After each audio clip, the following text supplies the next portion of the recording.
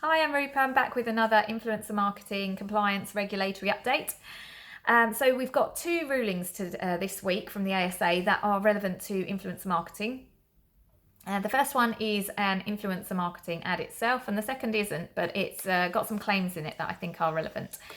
So to start off with, the Instagram ad, the influencer marketing one, it was an ad for Skinny Cafe, which is a weight loss drink, and it was being promoted by Gemma Lucy on Instagram.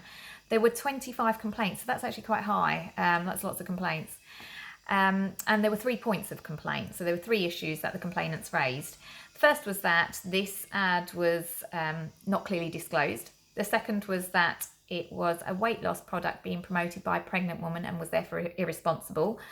And thirdly, that the claim, lose up to £7 in 7 days with Thermosin, was an unacceptable claim because it was a weight loss claim for a food. So that relates to a specific part of an EC regulation. The ASA considered the points in turn. The first one about non-disclosure. Well, actually, there was a promo code included, and Gemma had actually tagged the brand. The brand responded and said, actually, we have a friendship relationship with Gemma, so we don't consider that to be a business relationship necessarily. However, the ASA took all of those points into consideration and considered that actually this was advertising and that the promo code and the fact that the brand were tagged were not sufficient. There should have been something like a hashtag ad in place. And the fact that the brand Skinny Cafe did provide a schedule of posting and did give some kind of content advice on what they wanted meant that actually there was editorial input from the brand. So on the first point, upheld. The second point about it being irresponsible, that Gemma was pregnant. Gemma, the actual brand, came back and stated that, you know, she didn't talk about pregnancy in that particular ad. It wasn't necessarily evident that she was pregnant, but the ASA looked through the feed and it was clear, they said, from the rest of the feed that Gemma was pregnant and her audience had commented on her pregnancy. So they considered that it was irresponsible for Gemma to be promoting a weight loss product while she was pregnant. They took into account the fact that NICE, the National Institute of Clinical Excellence, and the NHS both have guidance that states that it is not recommended for pregnant women to lose weight during pregnancy. Thirdly, the claim about losing up to £7 in 7 days.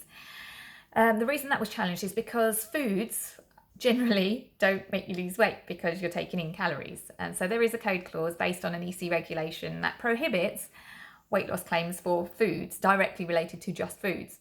And this is exactly what was happening in this particular ad, that weight loss was attributed to a food.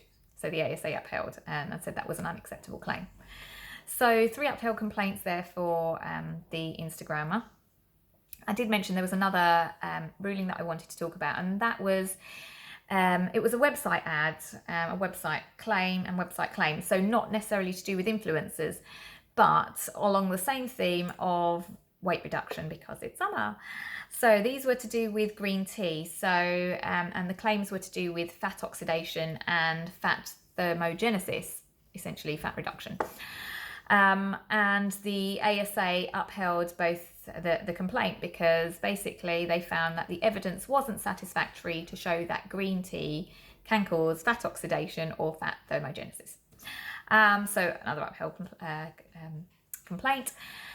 2 rulings, all about slimming and weight loss this week. Hopefully we'll have a different topic next week. But if you find this useful, please like, share and check out my YouTube channel, Rupa Shah Ad Rules.